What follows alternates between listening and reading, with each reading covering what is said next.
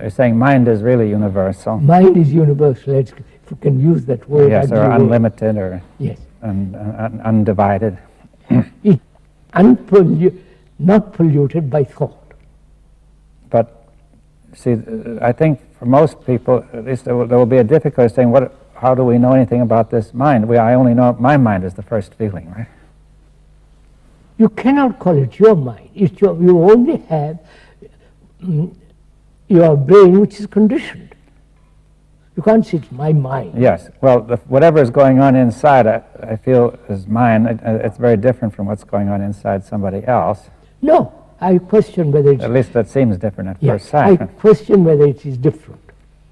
What's going on inside me as a human being and you as another human being. We both go through all kinds of problems, suffering, fear, anxiety, loneliness, and so on, so on.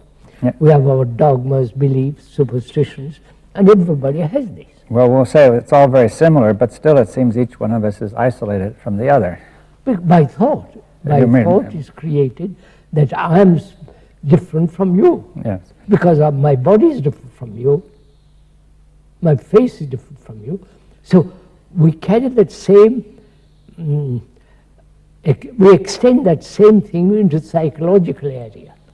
Yes, we've discussed that. But now, if we say, all right, that division is an illusion, perhaps, now then... no, not perhaps. No, let's say it is. It's an illusion, all right, now, although it is not obvious when a person first looks at it. Of course. Now then, and we say mind... Not only in reality, even brain is not divided, because we're saying that we're all not only basically similar but really connected, right?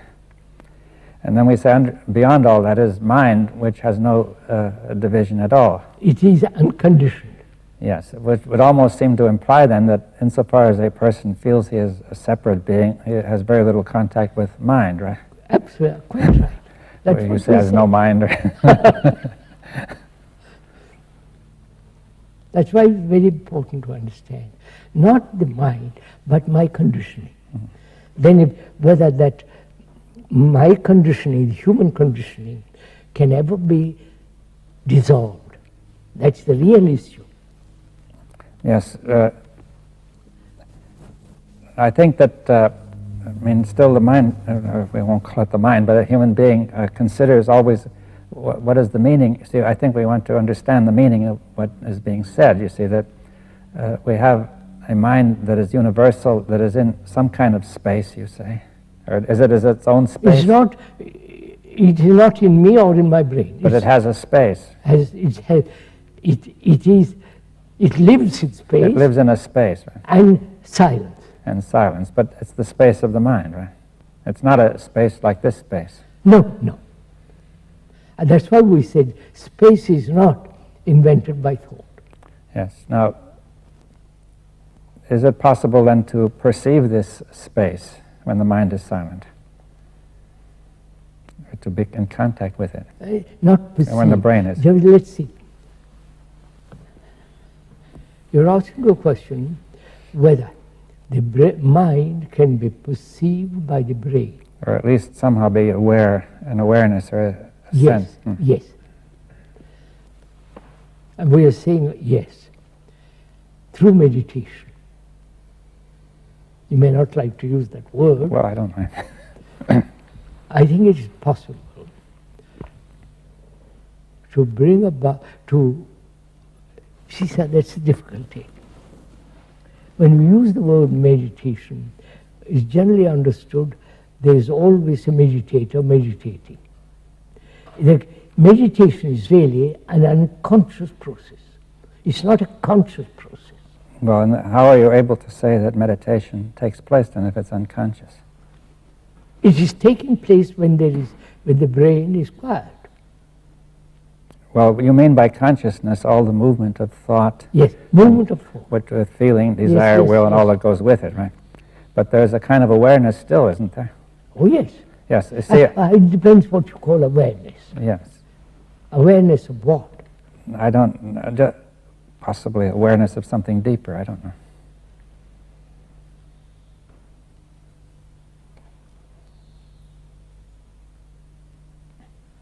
See again, when we use the word dipa, it's a measurement.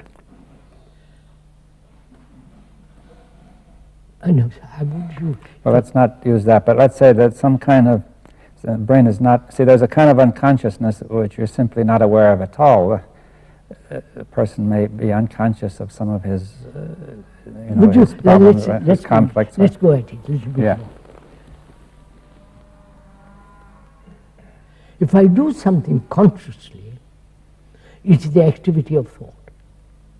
Yes. Right? Yes, it's thought reflecting on itself. It's the activity of thought.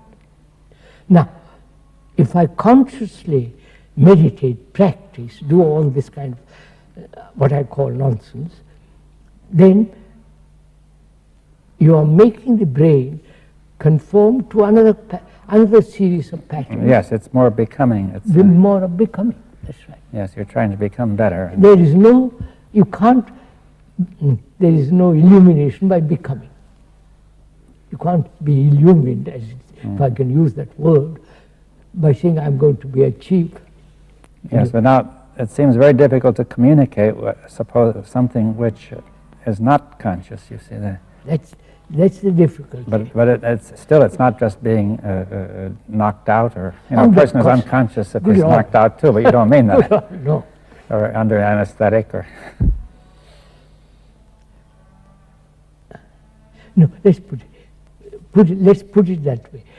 Conscious meditation, conscious activity to control thought, to free oneself from conditioning, is not freedom. Yes, I think that's clear, but now it becomes very unclear how to communicate what else. You see that? Wait a minute. How can I tell? You want to tell me what lies beyond thought? Or when thought is silent. Right, silent. What words would you use? Well, I suggested the word awareness. Or what about the word attention? I don't know. Attention is better for me. Yes.